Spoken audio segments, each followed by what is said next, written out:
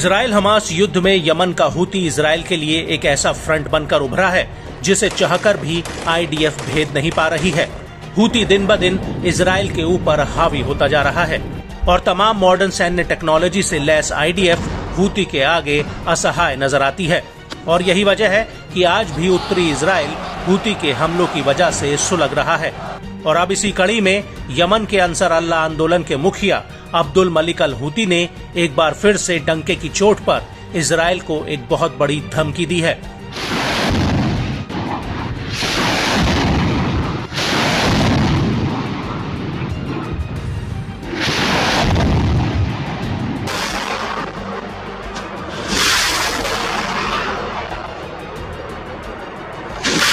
Al Houthi का कहना है कि तेल अवीव पर ड्रोन हमला तो सिर्फ एक ट्रेलर था, बल्कि आने वाले समय में तेल अवीव पर इससे भी ज्यादा भीषण हमले किए जाएंगे।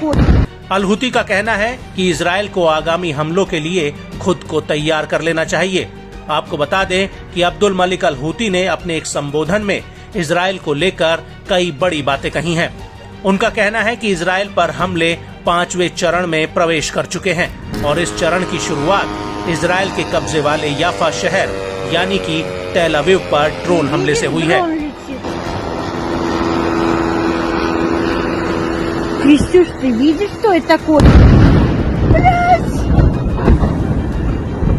अब्दुल मलिक अल हूती का कहना है कि मैं इस ऑपरेशन से अचंभित था और लक्ष्य के महत्व तथा यमन में बनाए गए ड्रोन द्वारा तय की गई लंबी दूरी के कारण हैरान भी था।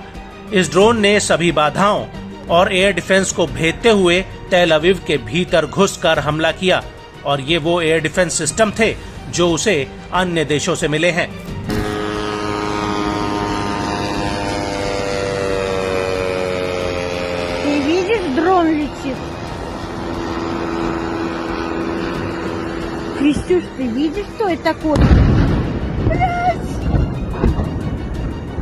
الرد آت لا بد منه على ما قام به العدو الإسرائيلي من عدوان على الحديدة، ومن جهة أخرى عملياتنا مستمرة متواصلة في المرحلة الخامسة وفي عمل مستمر ودؤوب للتصعيد بكل ما يمكننا، لن نتردد في ذلك أبدا لإسناد الشعب الفلسطيني المظلوم المعتدى عليه ضد العدو الإسرائيلي. كانت ردة الفعل من قبل العدو الإسرائيلي مهما كانت استعراضية أو مهما نتج عنها، إنما سيكون كل ما يحصل من جانب العدو الإسرائيلي أيضا محفزا أكثر لتصميم أكبر على الانتقام من جهة وعلى مواصلة نصرة الشعب الفلسطيني वह الهدف الأساس من جهة أخرى। अल हूती ने आगे कहा कि हम आने वाले समय में तेल अवीव पर और भी ज्यादा भीषण हमले करेंगे और तेल अवीव पर पिछला हमला अपने आप में एक महत्वपूर्ण बिंदु था जो इजराइल के घमंड पर एक गहरी चोट था। तेल अवीव पर ड्रोन अटैक ने इजरायलियों को दहशत में डाल दिया है।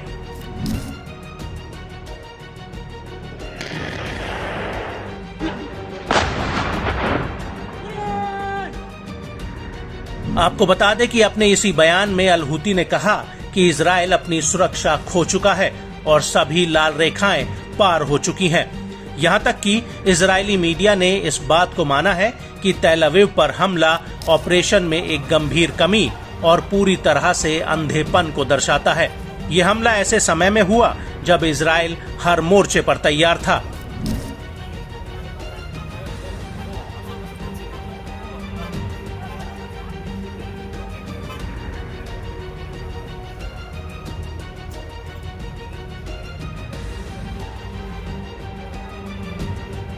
अल हूती ने इजरायली मीडिया में तेल अवीव हमले की खबरों को लेकर कहा कि इजरायली एजेंसियां इस हमले से पूरी तरह से सदमे में थीं, लेकिन अभी बड़ा सदमा आना बाकी है।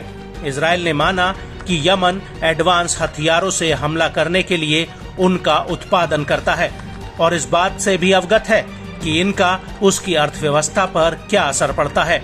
अल हूती ने आगे ये भी कहा कि ये तो अच्छी बात है कि इजराइल ने माना है कि यमन एडवांस हथियारों का उत्पादन कर रहा है और उनके सबसे गंभीर दुश्मन मॉडर्न हथियारों से लैस हैं। आपको बता दें कि हूती के नेता ने तेल अवीव पर हुए जिस हमले का बार बार अपने संबोधन में जिक्र किया, वो हमला 19 जुलाई 2024 को हुआ था।